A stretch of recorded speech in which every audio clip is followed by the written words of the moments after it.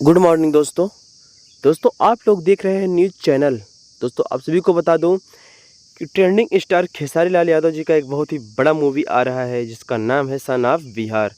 दोस्तों इसका first look launch हो गया है, ट्रेलर लॉन्च हो गया, तो आप लोग फटाफट जाइए और ढेर सारा आशीर्वाद प्यार दीजिए। दोस्तों इसमें एक अलग कैरेक्टर निभाए हैं खेसारी लाल यादव जी, जो कि अभी इनकी कुछ दिन पहले एक मूवी लॉन्च हुई थी जिनका नाम था दोस्तों फरिश्ता।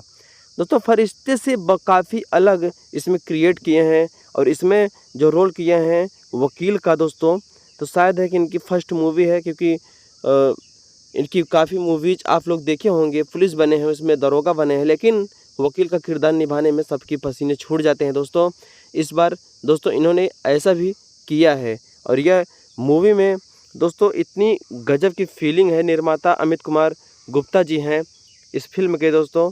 तो प्लीज़ आप सभी से अनुरोध करता हूं कि यह वीडियो ज़्यादा से ज़्यादा देखें और ट्रेलर जाके चैनल पे देख लीजिए दोस्तों, और प्यारा सा कमेंट दोस्तों ट्रेंडिंग स्टार जी के नाम जय भोजपुरी।